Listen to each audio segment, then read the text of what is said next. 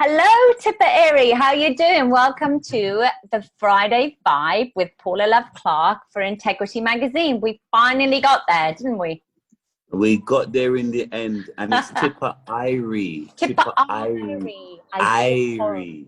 Irie. It's like an Irie. Irish, isn't it? You have to say Irie. Irie. Can I do it with a smile? Irie. Irie. You know what I mean? Yeah. So how you doing?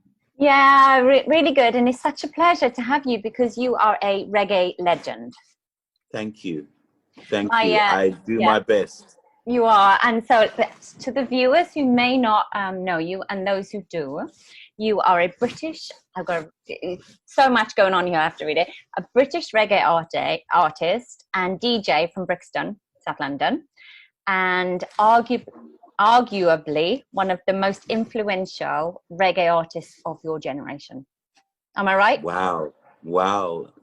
Yeah, that's what they say. And I'm really blessed. I've been blessed to be around and surrounded by a lot of talented people that's inspired me. And then you've got people that's been beside me, like Maxi Priest, Smiley Culture, Papa Levi, Roger Robin, Daddy Colonel, so many artists from the UK, and then people like Peter Huntingale, Lloyd Brown, Winsome, Charlie Tuna, all different walks of life, and Black Eyed Peas, will.i.am, all different type of people have inspired me and I've worked with.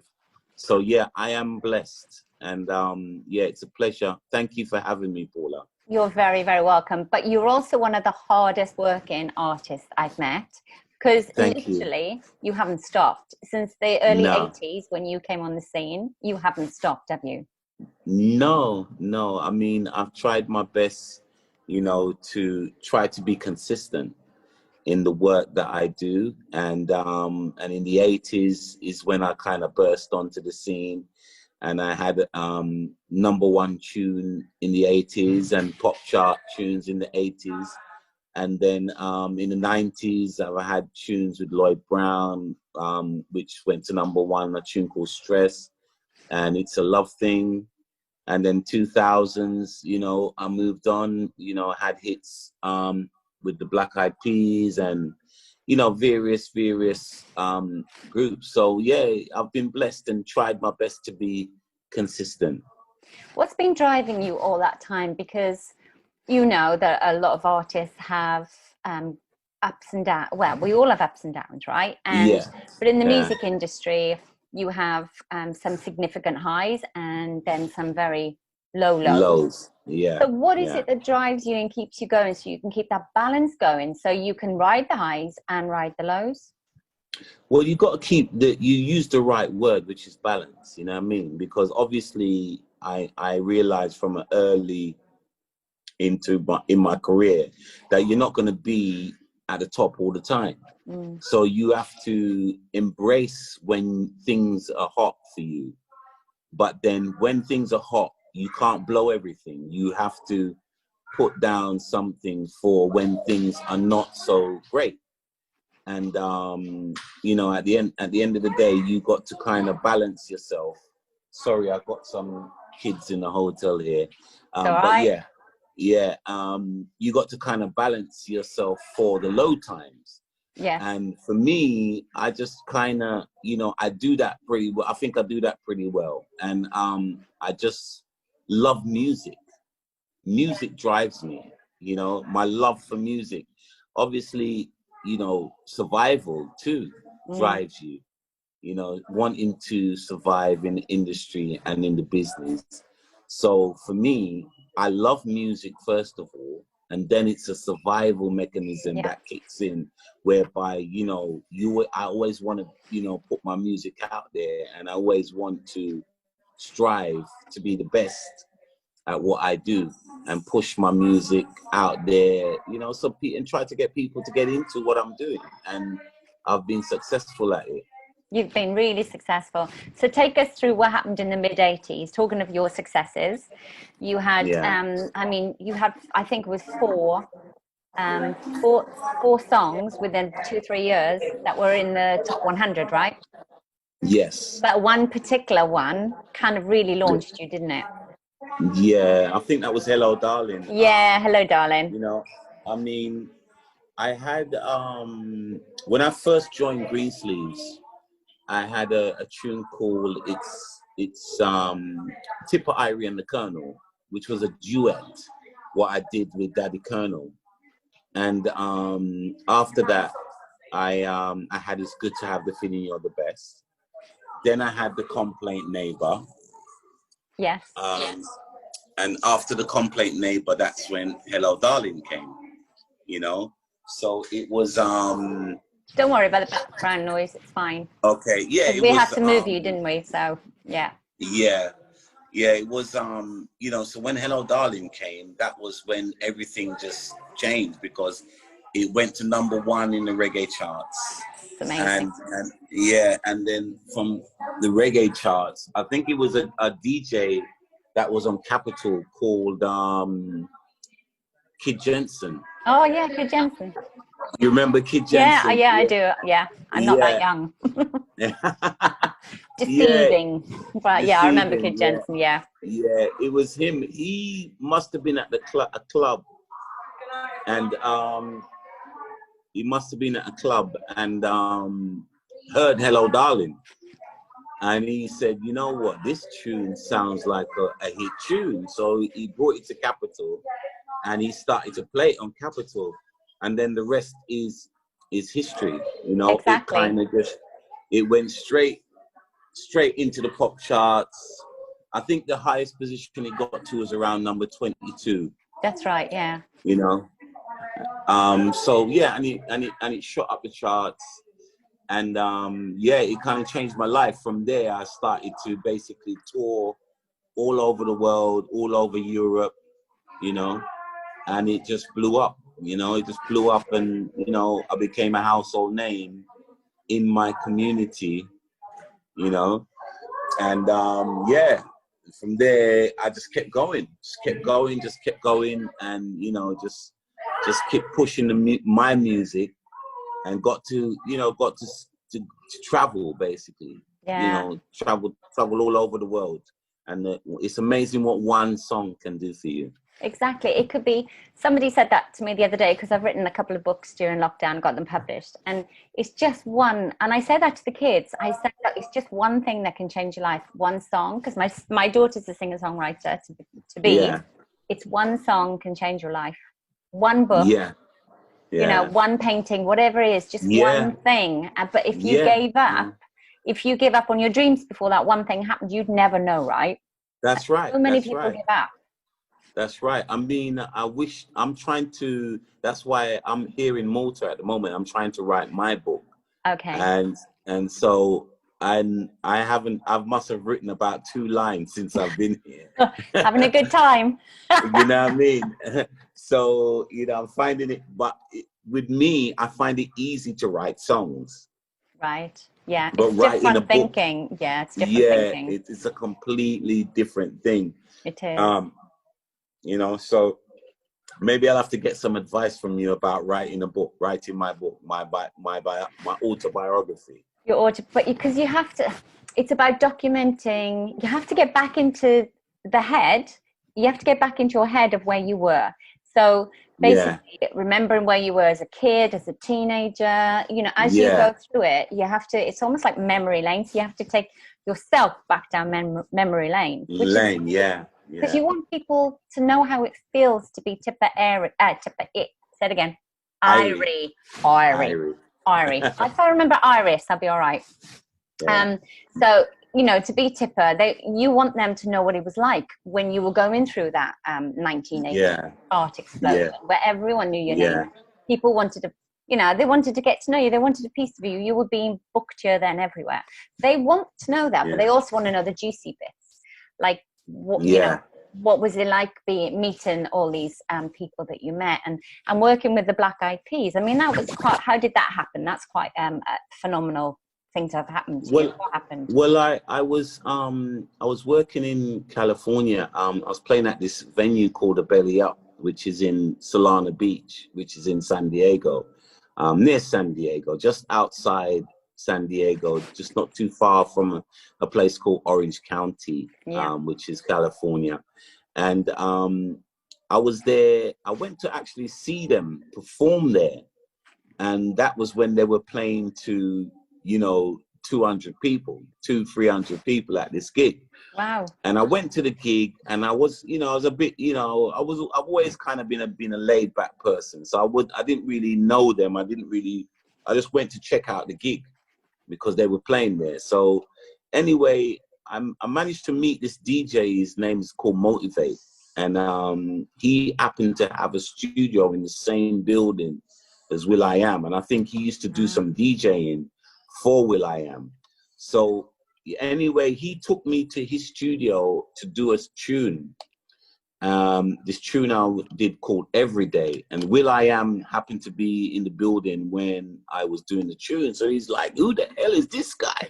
You know what I mean? He sounds awesome, you know what I mean? So my man goes, yo, that's Tippa Irie, man. This guy is one of the, the best MCs. Sorry about this. Hang on, I got some texts coming in. One of the best MCs from the UK. So he goes to me, you know what? One day I'm gonna have something for you. So I said, okay, cool. And then it's funny enough, I was at the Belly Up doing my own show. And it was like $7 or something to get in. And I got a phone call. This girl called Shelly, she phoned me, she said, Tip, man, will.i.am, he wants to do tune with you. So I said, they want you for this track. So I said, okay, cool.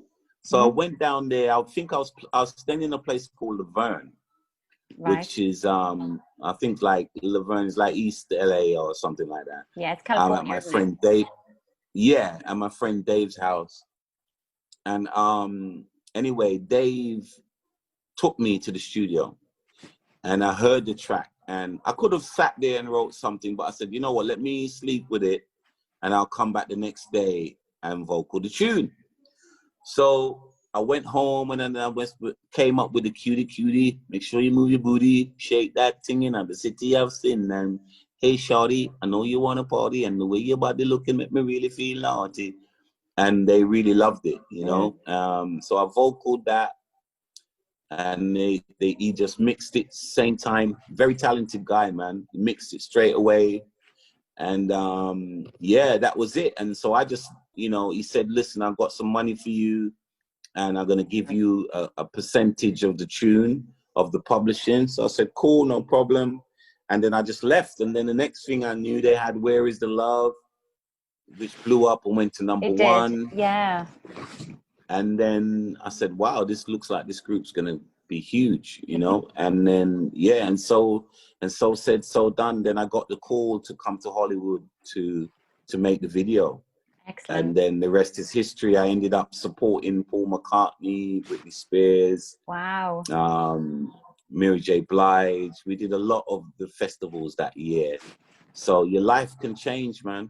It can. That's so encouraging to a lot of people who are listening, because we have lots of up-and-coming artists. We have already established artists, people who've been in the business a while, people maybe you've just got in. Yeah. So to have your advice and wisdom and to know how quickly things can change. But you also have to have a can-do attitude, right?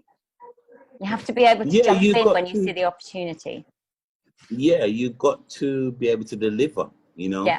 And for me, it's like I didn't sleep that night. The night before, I just wrote the lyric, and then then when you write it, then you have to rehearse it and practice. Yeah. So it's like going into an audition for a film or for anything like that. You got to be there, and when you get there, you have to deliver. So when I went to the studio, the lyrics was in my head. I didn't have to read nothing. It was just there, so you can perform it. Yeah. It's a performance. So once you've got all of that there, you can perform it, and then, you capture them straight away because they're like, okay, this guy is prepared, and that's what I did. I just went in there, I smashed it in about half an hour, I was done. You know what I mean? I got the job done. They were happy with it. And then next thing you know, it's on the album. Next thing you know, it's a single. Next thing you know, you can pay your bills for a few years. Excellent. It's amazing how your life how it goes. Change, isn't it? It is absolutely amazing. Well, this is why I said to people, you know, it's like my main forte is reggae, but it's a lot of the other types of genres of music that pays my bills. You know what I mean? So at the end of the day, I make music and I love music. So you have to kind of just throw yourself into music. And from it feels good, then, you know, it can work. And you collaborate with a lot of other artists as well. Obviously, Black Eyed Peas, but there was Alexander O'Neill. Go on, throw some more names at me. Those are the two that I know of. Well, you got the Skins, which is like a young band from East London, who's doing very well.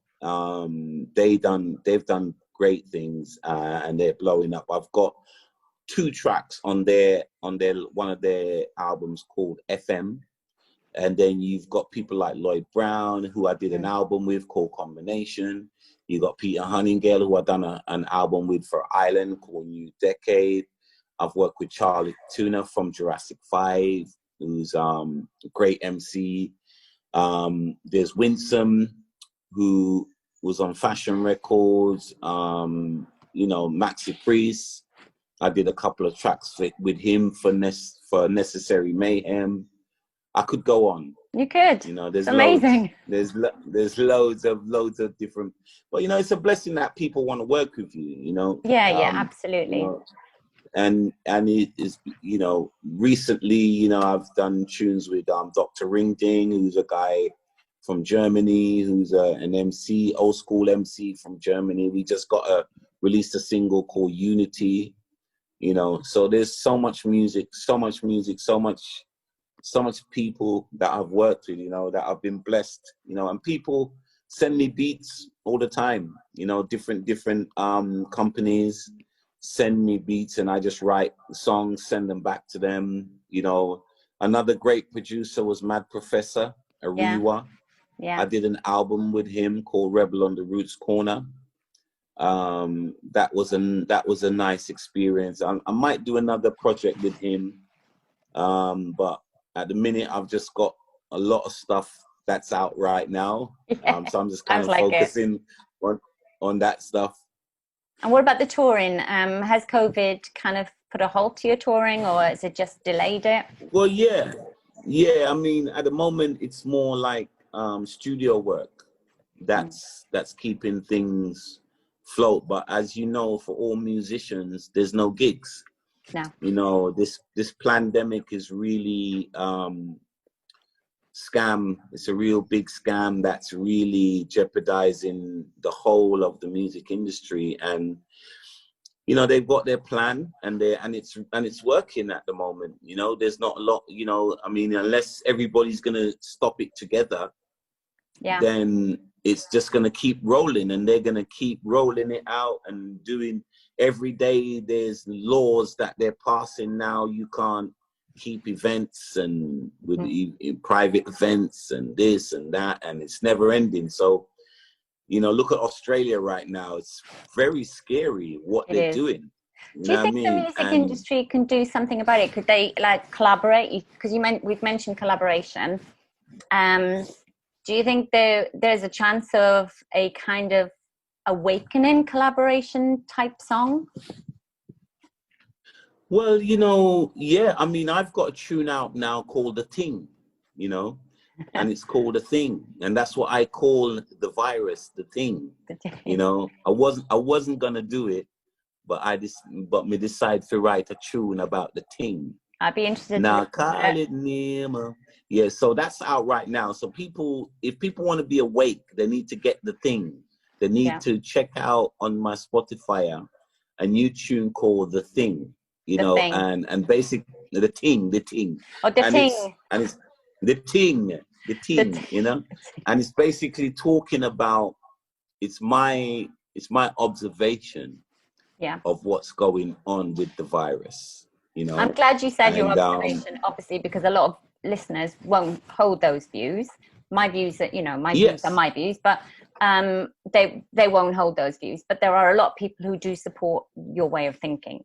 So, which is why I said maybe if a lot of people got together who did think that way and produce something, Yeah. Collaborated. There are a lot of Yeah. big voices in the industry. Might be something interesting. Yeah.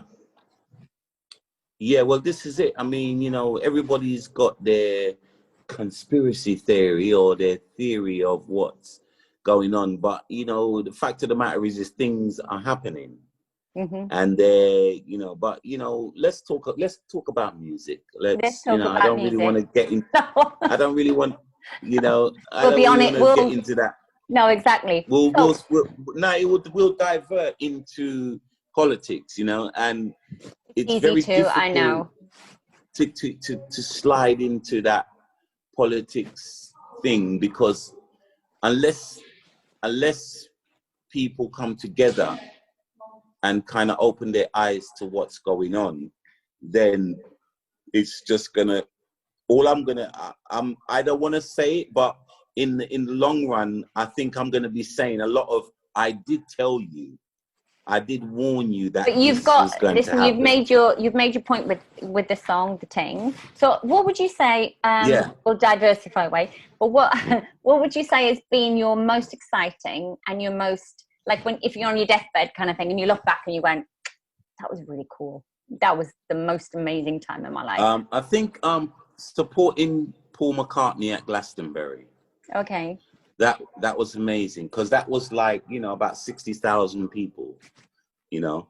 So when you, and then all I've got is the mic and my laptop, and you know, and yeah, you just go out there and you just do your thing. And the thing is, they appreciated it, you know, they loved it. So Yeah. that was one of the main thing. And then obviously going to Jamaica for the first time to play Reggae Sunsplash was exciting.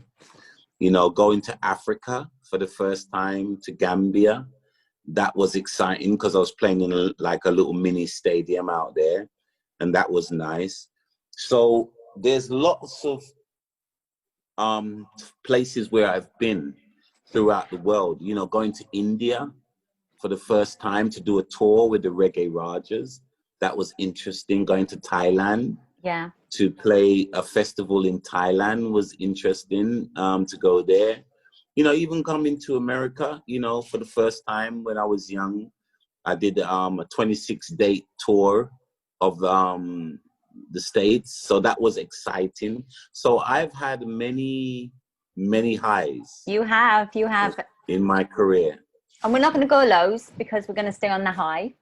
So what would you, Yes. because the interview's come to a close, so what would you say to any up and coming artists? And I know it's a question you probably get asked a lot. What would you say to somebody who has maybe been plugging away for a while, or is an up and coming artist, or somebody wanting to get into the industry? What kind of advice would you give to them? Well, first of all, you have to be honest with yourself. And what I mean by that is, some people, not everybody was cut out to be a musician. Mm-hmm. Not everybody's cut out to be an artist. So you have to be honest with yourself, and you have to be able to take criticism. You know, normally you would get that from your family, and you've got to not surround yourself with yes people, people that they say, yes, you're great, yes, you're fantastic, yes, you're this, yes, you're that. You got to, you know, also have that person there that will say, nah, that's not quite right. Yeah. Nah, you need to come again. No, you need to. And then if you're going to invest your money into the music, into the product. Yeah. Because if you listen to Bob Marley's music, you can tell he invested the money that Chris Blackwell gave him into the music. And you can tell that. And that's why the music, it still sounds as good today, because he put in his investment into the music. So I would say invest into yourself, invest in your craft, join the music union. Oh, remember that it's a business. It's the music business. So you can enjoy the art side of it, but make sure that you take care of the business side of it. So join all of the societies, join the PRS, join PPL, join the music union, join, you know, all these societies that can advise you, you know, and give you advice about your music, and also advise you on how to collect the money on your music. Excellent. If you can get yourself a manager, then that's great, you know, but get somebody that, you know, believes in you and that you can trust. Trust is really important. Trust and balance, isn't it? That's really the key. Yeah, it's very important that you can find somebody that you can trust, but maybe pretend that you're dead sometime, and then you can see if Yeah, who your real friends are, right? Yeah, who your real friends are. Yeah, there aren't many in life. So just to end, No. I mean, it's been a couple of things before we go. If anyone wanted to get hold of you, wanted to hear your music, wanted to check out Yes. the Ting, for example, or anything you're doing, how could people get hold of you, keep in touch with you, watch your stuff, etc.? Okay, well, it's very simple, yeah? So you just go to tippairie.com. So that's TIPPAIRIE.com. Yeah. And then you can also, on YouTube, it's Tippa Irie TV. So if you type in Tippa Irie TV, you can see all of my like little personal videos of me traveling around the world in different spots and like that. And you can also, I've got also a YouTube fan channel, yeah, which is Tippa Irie UK. So they can go to the fan channel, or they can go to Tippa Irie TV, and they can check them out, my YouTube channels. Of course, I am on Facebook. They can go to Tippa Irie fan page on Facebook. They can go to my Instagram, which is at Tippa Irie and at Tippa Irie TV. Yeah, and Twitter is at 7665. Tippa Irie at Tippa Irie 7665. That's very and comprehensive. They can get me on Twitter. That's amazing, yeah. And so as you know, they should be able to find me. They should be able to find you. You can find them, people, honestly. And if all fails, go to Google. Exactly, check you out. That's the easiest one. So, as you know, we're Integrity Magazine, and it's a question we always ask our guests: what does the word integrity mean for you? Well, you know, it means it's back to the trust again. You know, it's like, you know, it's one of those words where it's a strong word, and it's strong because that's why I think that I have been consistent in the business and lasted in the business for so long, because I have integrity, you know, and I'm a man of my word. And if I say that, as you can see, I'm here, I turned up to your interview. Yeah. You know, and I'm sure there's a few people that haven't. So there you go. And that's me. I try to be that way with people. I try to, you know, if I say if I can't do something, then I'll just say I can't do it. Yeah. If I can do it, then I'll be there and I will do it and I'll make it happen and I'll do it to the best of my ability. That's brilliant. So I think that answers your question. It does. And also, nobody would know this, but we had some big technical issues, and I think a lot of people would have given up, but you kind of stuck in there, and we eventually got there, which is why we recorded it on Zoom as opposed to StreamYard, which we normally do and live on the Integrity page. But, you know, it's going to be up there. We'll do it, but you stuck with it. And the reason why you're in the communal area is because you have to come and do it on your phone as opposed to on your laptop. So we did it. Yeah. See? We did it. Yes, it's also about being flexible in life, right? Yeah, and you know, moreover, I'm on holiday, so I probably would have just been lying down in my bed anyway, just relaxing. That does sound nice, though. Yeah. Yes. Any advice you want on books? I'm not gonna. Yeah. Oh yes. Yeah. You're the lady. Yeah. And you know, I've got a publisher. You know, so yeah, I plan to do some interviews with a brother, and he's gonna put everything together for me, you know. Unfortunately, the publisher wants it to be an Afro-Caribbean person to write the book, or I would have said, Paula, help. No, I'm Welsh, but that's about it. Yeah. But anyway, it's all good, man. But thank you Yeah. for the interview. Thank you Thank for you your for the time. interview. It's been a real No pleasure. problem. And No problem. Tippa Irie, it's been a real pleasure. Irie, yes. Bravo. All Thank you. right. One Enjoy the love. rest of Take your care, girl. holiday. You too. Take All care. right then. Bye-bye. Bye. Bless.